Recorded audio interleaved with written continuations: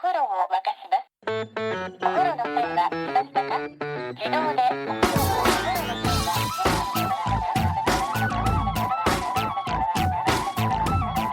Hello and welcome to another episode of No Such Thing as a Fish, a weekly podcast, this week coming to you from the QI offices in Covent Garden. My name is Dan Schreiber and I'm sitting here with Anna Chazinski, Andrew Hunter-Murray, James Harkin and special guest Alan Davies. And once again, we've gathered around the microphone with our four favorite facts, this time about the World Cup. And in no particular order, here we go. Starting with you, Alan. Austria qualified for the 1938 World Cup, but then had to withdraw because it stopped existing as a country. It's a good excuse. The best. It's a good excuse. And it was the 30s. There was a lot of that kind of philosophy. They've had an existential crisis in the camp. They're not sure they exist, and on that basis they've withdrawn. Also, they have been annexed by Germany. It's a tiny thing. The Anschluss, not a big deal, guys, but we won't be there. So that's Germany claimed Austria, right? And but they had qualified. You had to qualify in that year, in 38. Quite a lot of teams entered. So they'd gone to a lot of trouble, only to be annexed in the preamble to the tournament. Yeah. And they were very good, weren't they? In that they were then sort of... The German team and the Austrian team then came together, so they still eventually played a lot of the players. Some of the players, yes. Some of the players went a bit more Van Trapp about it. Did they? They just would not have it. Oh, really? Yeah. Fair. And actually, the players who played didn't get on with the Germans, and they all fell out, and they ended up losing quite early, didn't they? Did they? Yes. Yeah. Do you know what happened to the trophy during the Second World War?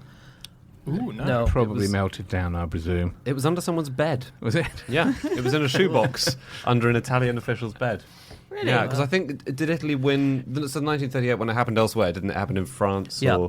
So France took it after Austria stopped being a thing. Yeah. And then I think Italy won, and so an Italian official just looked after it. Well, Italy won in 34. The suspicion was that Mussolini chose all the referees for their matches. And in 34, Austria came fourth behind Germany. So presumably they hoped the combined might of Austria and Germany. Uruguay, who had staged a tournament in 1930 and won it, then sulked and didn't come. Yeah. Because none of the European teams went to Uruguay. Only four of them turned up. It's such a strop. It's so immature. But you didn't come to my party. I'm not coming to your party. And when they did come back, they won it again. Do you know what happened when Austria did drop out in 1938? So obviously that left a gap. And the runners-up were Latvia, who should have replaced Austria then in the tournament. And the FIFA were just like, no, we'll just do without, it's fine. And they just gave Sweden a bye through the rounds. Instead of letting Latvia play at all, they just decided, not good enough. I'm beginning to think that these FIFA guys are not completely fair and honest. I'm sorry if that... Did they not offer for England to take part? Oh, maybe they did. Yeah, England refused. England refused on the grounds that the home international tournament between England, Scotland, Wales and Northern Ireland was of a higher standard and a more significant event. Not even making that up. Amazing. We have our own international tournament. This wouldn't even go. It takes place entirely within our nation. Yeah, on our little island where everything's better. And this Austrian team, they were so good. They were kind of beating everyone at the time. Not England. They came over to England and lost, but they were beating everyone else by quite a lot. And they had a new system that no one else used, and it was a 2-3-5 system. Oh. So 2 defenders, 3 in midfield and 5 strikers. Which has long been claimed to have been invented by Herbert Chapman at Arsenal. Is that right? And England didn't go into the World Cup, but Arsenal played Italy at Highbury.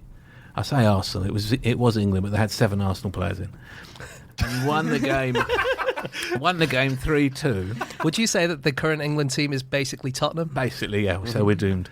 They won the game 3-2. It became known as the Battle of Highbury. Oh, really? And it was decided by Arsenal supporters at the time that therefore we were officially the world champions, having beaten Italy on our own ground. And that was with a 5-3-2.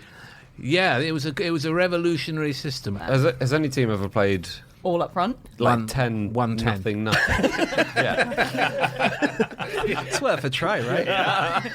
So 1938 FIFA World Cup, the draw was selected by Jules Rimet, who is the founder of the World Cup. Jules Or Rimet. Jules Rimet. It's actually interesting fact. It's Rimet.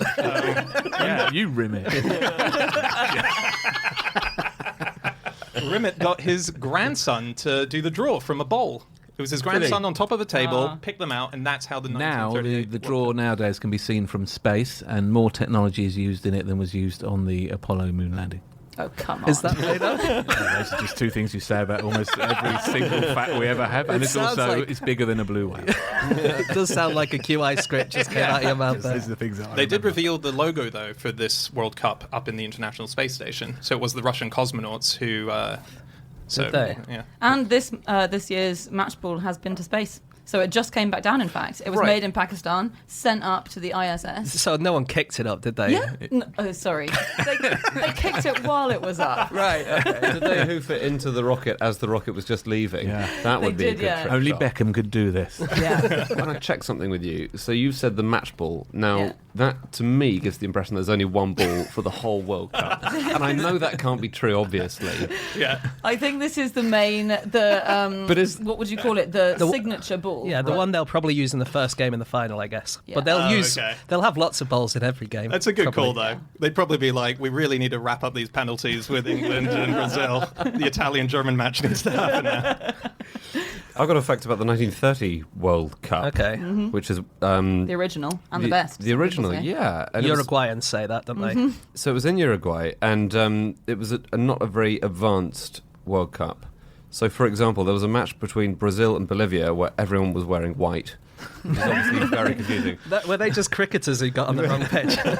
But there was one way of telling, which is that half the Bolivians were wearing berets as well. So if you kicked it to a guy wearing a beret, there was a 1 in 2 chance he was on your team. That's really good.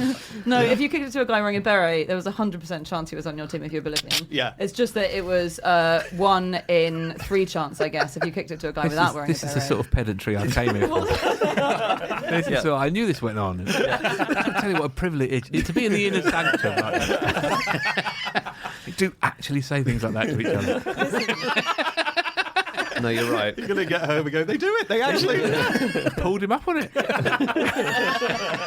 We were talking about England in the World Cup, Yeah. and British teams in the World Cup have a good history. So Scotland basically got in, but didn't quite in 1950. So 1950, it was so weird. FIFA really wanted British teams to be playing in the World Cup because they were still being really snooty with this whole Britain's better thing. And so they said that if they played their home championship, the winner and the runner-up could play in the World Cup, would both qualify. And Scotland said, that's insulting. If we win, we'll play in it. If we're runner-up, we refuse. And so they played their games and they both smashed Wales and Northern Ireland. And then England beat Scotland, and Scotland ran back to FIFA and said, please, we didn't mean it. Please let us into the World Cup. And FIFA didn't. They were like, I'm really sorry. You gave us your word. You said it was only if you won it. You're Wow. out. And that was the end of Scotland in the World Cup. Have they never won it since then? They've never won it. Won it. You can't win it if you don't qualify, you see. Right, got it. They used to qualify. Yeah. I mean, in my school days, it was always Scotland in and not England in the 70s. They used to be on a level pegging, actually, didn't they? Yeah, England had a policy of refusing to pick their best players on the grounds that they had long hair, and I'm not even making that up. So that people like Stan Bowles and Rodney Marsh, who had long hair, and Frank Worthington, who And were did- all the most skillful players in the First Division, because they didn't have a short back and sides and play cards. Oh my They God. they would pick people who looked like they were in the army, because most of the managers had been. Wow. And they also would not pick maverick managers who were clever and inventive. Like Gareth Southgate. They yeah, he's in the tradition of the English manager. Looks good in a blazer. And I've he's a never good man. seen He's a good Andy man. look so confused at all the references being made. I not know what's going on with this wheel side there. Good news, though, Andy. You've got quite short hair. Oh, great. Well, I Yeah. imagine I'll make it in, right?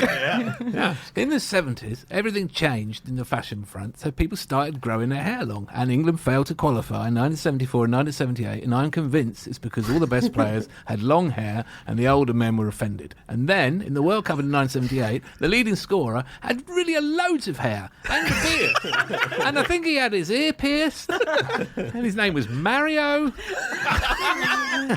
And he gave the lie, and his partner in crime, his fellow centre forward, had a headband. I mean, they absolutely gave the lie to short back and size being essential for winning football matches. Yeah. Okay, that's our excuse, That's is our it? excuse in the 70s. What about the 80s? 80s and 90s? No, well, then we started. We got loads of people with long. We even had people with mullets. And we got to the semi-final. That's And true. in fact, it was one of the mullets, Chris Waddle, who blasted his penalty over the bar. But But we forgive him. I'm just thinking about the current squad. There's not much long hair there, is there? So No, times have changed. Yeah. What matters now are tattoos. How many arm sleeves have you got, and how many piercings? Do they want more or less? Yeah, more. More. I mean, the more. I mean, Lionel Messi, who's the best player that's ever played football, has had one of his legs from the knee down entirely blacked out. Wow. Yeah. So they can't see it on the field. Yeah.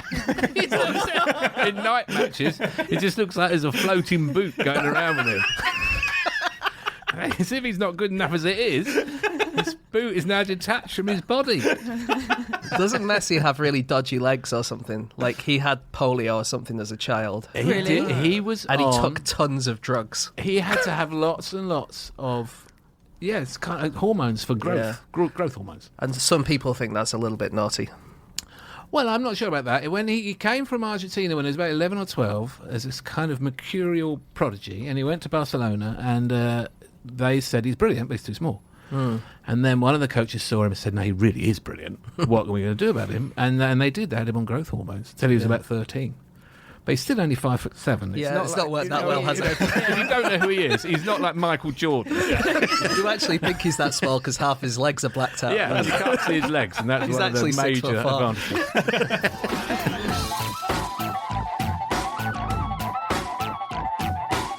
Okay, it is time for fact number 2, and that is Chazinski. My fact is that this year, Argentina's Football Association gave its players a World Cup manual with a chapter on how to pick up Russian women. So this is it was a booklet that was given out to journalists and to players and to coaches in Argentina, and it was like a course about how to adapt to Russian culture. And there was an entire chapter that was titled "How to Stand a Chance with a Russian Girl," and it included advice like make sure you're clean, smell good, and dress well, because apparently Argentinian men love like filthy smelling women. Can I just say, as someone married to a Russian, I'm not sure they're bothered about cleanliness and dressing well. Well, the evidence sits before you. Well, are they bothered about this, James? The booklet also said Russian girls hate boring men. Never ask trite questions. Be original. I'm wondering if my wife actually is Russian. Yeah. It also said that they don't like to be seen as objects, which is singular to Russian women, but it apparently is true of them. Well, there you go. But yeah, this was in their booklet, and then apparently Argentina got word of it from some of the journalists and went and ripped all the pages out of this booklet and said, "Oh God, that wasn't meant to be in there. Sorry, it was a mistake, mistakenly included, and it's no longer there." I found a bit of... so there's a problem that Moscow's parliament have been telling people to be smart for the World Cup. Okay. And this is travellers, I think. I think it's fans arriving, and there are on-the-spot fines in Moscow if you don't adhere to these rules. And it's 500 rubles, which is the maximum, which is about £6. Yeah, it's not much. So you can actually... Oh, that's great. Was Yeah. it no jeans, no trainers? Yeah, no, it's like a nightclub. It's like a big nightclub. Your name's not down. You're not coming in. That definitely is one. They've had that down for years. If your name's not down, you're not getting out. But it's with visas this time. Obviously, when you go into a country like Russia, you need a visa, but fans won't need a visa. They have a fan visa, which is automatically given to them if they can show they have a ticket. Yeah. That's So quite you don't cool. have to prove interest or knowledge in football. Just need a ticket. Yeah, just need a ticket. But Andy, you wouldn't enjoy it. There's no point Look, in I don't applying. have a ticket either, so it's fine. The amount of information you have to give on the official ticket website to get a ticket Oh, really? Oh, really? it makes Mark Zuckerberg would absolutely wet himself. And you virtually have to give your parents' details. What sort of stuff? Oh, everyone's certainly Like- your passport information. Yeah, probably every credit country card you've been information, to. your Like, address, everything. Who Do- you vote for on Love Island. You have to do everything. Well, Andy, we've suddenly hit an interest point for you here on the podcast. Look, we're not here to discuss that. People aren't tense about this one, right? Didn't the So head of... about this Love Island. I know I am. Yeah. Kendall was robbed. I saw Kendall this morning in the flesh Oh, Lord. Did you? at the This Morning studios. Oh. She is very, very small. And one of her legs is completely invisible. Never been seen in the same room as Lionel Messi. Fascinating that she could go out just before on the dawn of the tournament. The greatest conspiracy theory yet heard on this show. Kendall That's a Messi. claim. No, the head of policing, of football policing in the UK has warned the Brits basically not to be too aggro, haven't they, in Russia? So they said, don't wave St George's flags around. Don't drink lager and sing songs. Don't drink. There's a security expert, a man who calls himself a security expert. He's a director of the University of Buckingham Centre for Security and Intelligence. He's called Anthony Glees, but he did an interview with The Express, so I wonder how reliable he is. But he warned... well, after he's been through the prism of The Express, anything could happen. And when did he say the world's going to end, Alan? and where is Princess Diana? He seriously said that English footballers need to look out for Russian women who are actually spies disguised as women trying to seduce them, because he said if there's one way to scupper England's chances even more, it'll be through honey traps by leading the players on with gorgeous Russian girls. Is that right? I've heard the English team are going for a 10-0-0 formation this World Cup. That's a good point. I don't know how you jeopardise them. Maybe you give them an STD or something that cripples them eliminates for the... Yeah. Well, apparently Paraguayan prostitutes tried to seduce Venezuelan players in the qualifiers of this World Cup. And Yeah. what? Well, it was weird because actually neither team could qualify at that point. But apparently a load of prostitutes made it into their hotel lobby, and they claimed that they were trying to seduce them. But to sort of to tire them out before the big match? I suppose that might happen. Because it sounds like they were just prostitutes doing their job, and these were just men who wanted to shag prostitutes. Yeah. It does sound like that. This is an away trip that all the Paraguayan squad were available for. Who wants to go to Venezuela for the dead rubber? Me. The dead rubber, is that a prostitution phrase? Or is it a... It may also be, but in this context... That's what gets thrown out the window of the taxi. Yeah. But isn't it true that... But actually people think that you shouldn't have sex before football matches, right? Well, I've heard... Not footballers. Footballers don't think that. No, but sometimes Some of managers the people in charge of them think it Yeah, tires them I've out. heard it doesn't really affect your performance, actually. Yeah. No, I don't think so. There's a football health coach called Nick Littlehales, who's Cristiano Ronaldo's sleep coach, as well as a bunch of other people's Sorry, sleep coach. Cristiano Ronaldo's sleep coach. Yeah. All right. Go to sleep! Actually, it was not a tactic that worked, in fact. But he says it's crap that athletes shouldn't have sex before big games. But he just says they do need to sleep solo. So what he says is, I guess, they should have sex, but then their partners need to get up and go and sleep in a separate room, like in kind of Tudor times. That's the idea. And he introduced sleeping pods. So Cristiano Ronaldo he's Real Madrid at the moment, isn't he? Yeah. Real Madrid has sleeping pods, and every player has their own sleeping pod. I imagine them all in orbit somehow. Yeah. Yep, they're Just on been the. brought in back into the atmosphere for the match. Yes. Each And match. then launched back into orbit. Yeah, that big dry ice. Then they get woken up. Where am I? What year is it? We've woken up too early. Let's wake up Jennifer Lawrence. She's not here. Well, that Paraguayan prostitutes will do. Where are the Paraguayan prostitute pods?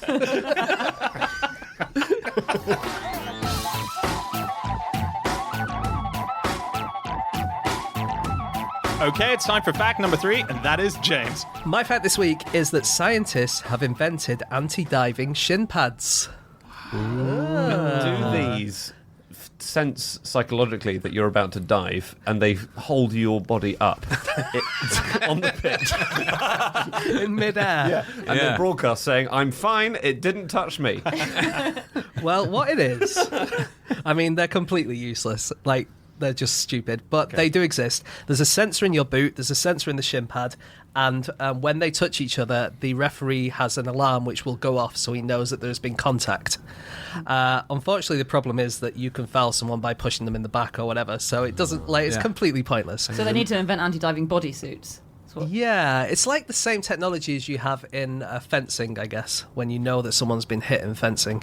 Okay. There's a new version which makes your shin pads light up when you get kicked. Kids would love light up shin pads. Yeah, they would. But they'd be constantly kicking each other, wouldn't Just they? for them to light up. Kick me.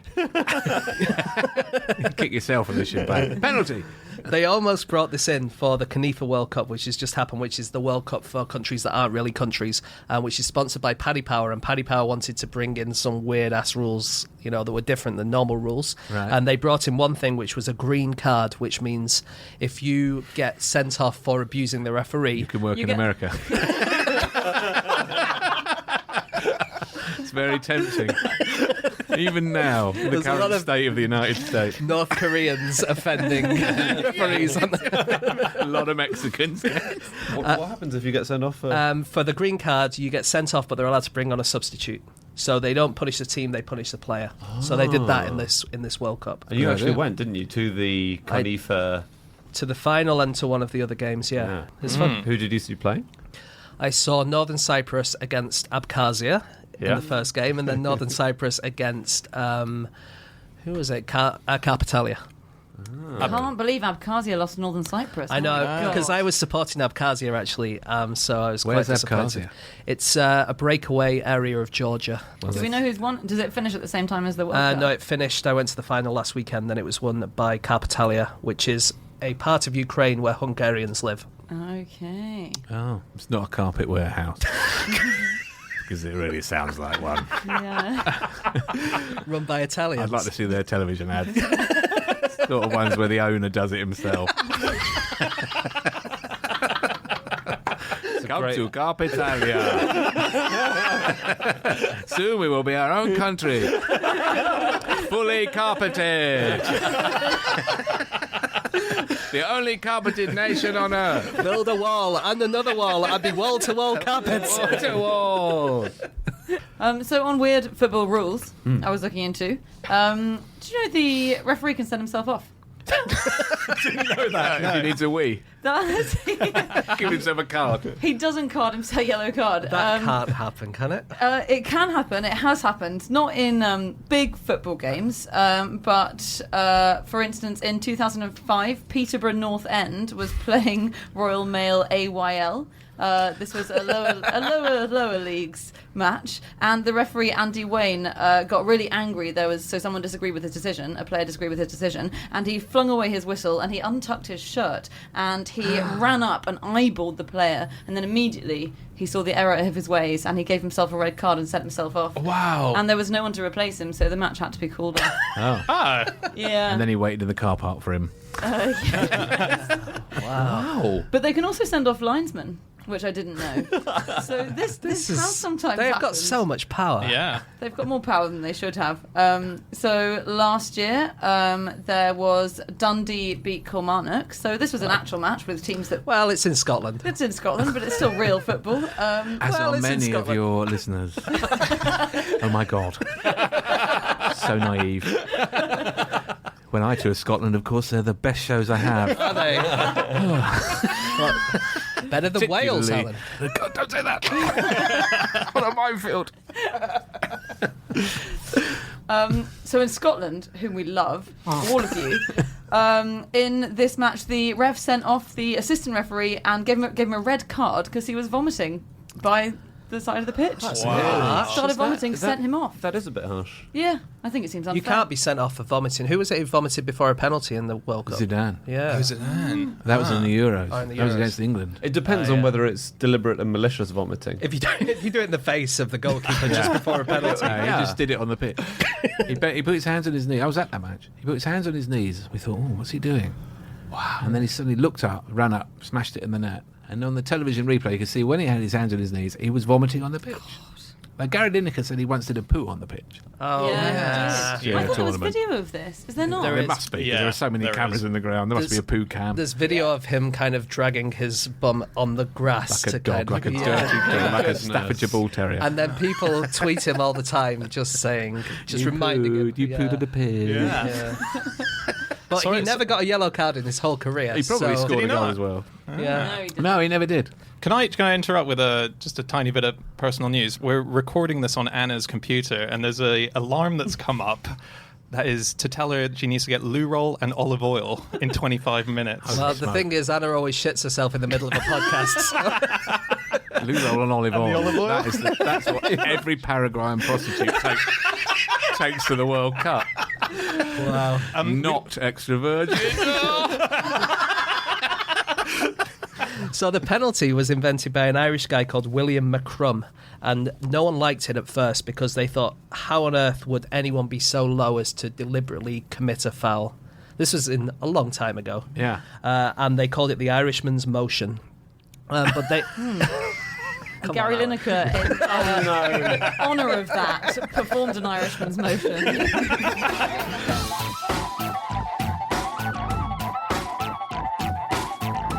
Okay, it is time for our final fact of the show, and that is Andy.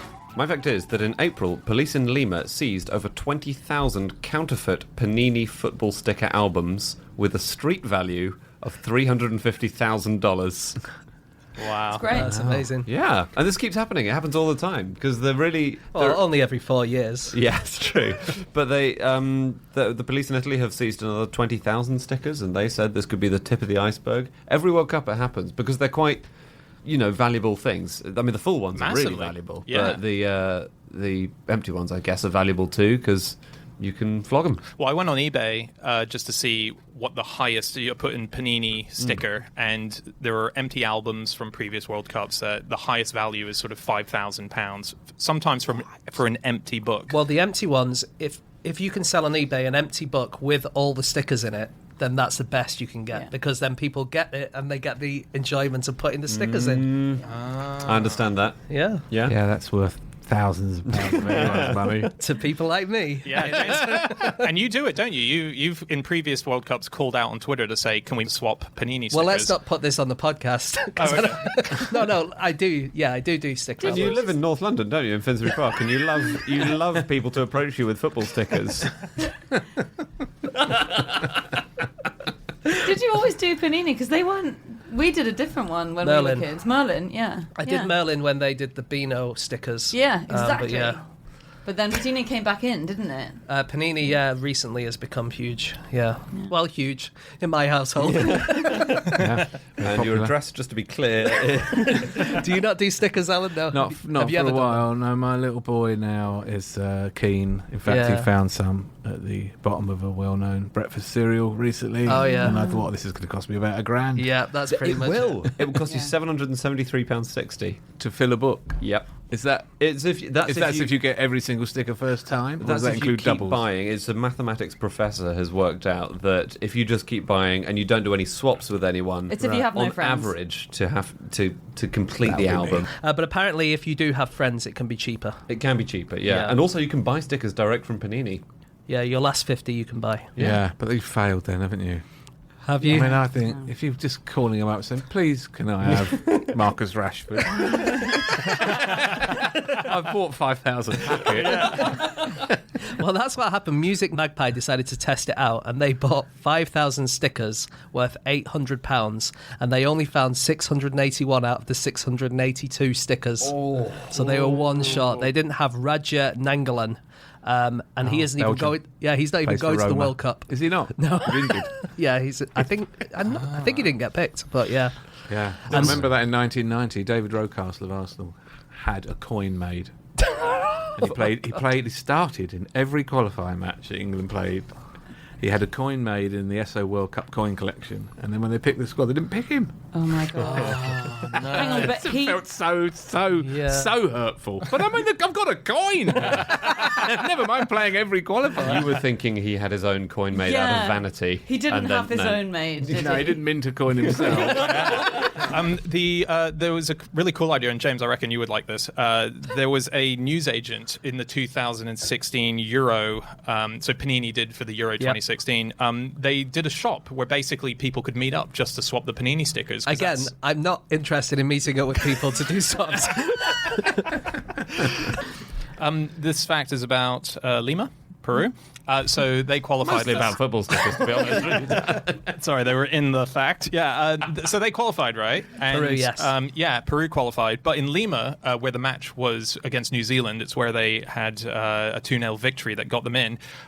There's an app which is designed to warn people of an impending natural disaster, so earthquakes mainly. And that app went off when the when Lima was celebrating because there was so much activity going on Oh, really? that an earthquake warning went out to everyone with that app. How cool is that? They were Because so there was excited. so much geological activity. Yeah, there was so many people just jumping around. Wow. Yeah, which happens a lot in football stadiums, doesn't it? In America, In American football so stadiums, an American yeah. football stadium can register a very tiny earthquake to anything that's sensitive towards it, and in Lima they had that. And this there was year. once a madness festival in Finsbury Park that set off a earthquake thing as well. Really? Yeah.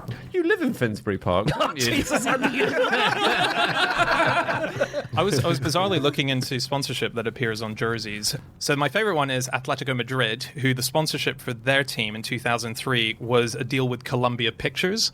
So the sponsorship kept changing according to what movie they were pushing at the time. So movies that appeared on their jerseys included White Chicks, Spanglish, and Anaconda's The Hunt for the Blood Orchid.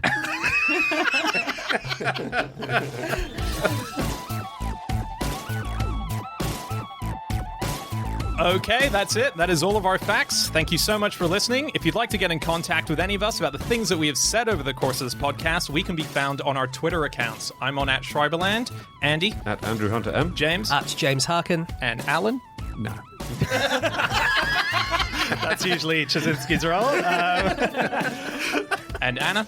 You can email podcast@qi.com. Or you can go to our Facebook group or our website, nosuchthingasafish.com. We have all of our previous episodes up there. We will be back again next week. Thanks so much for listening. Goodbye.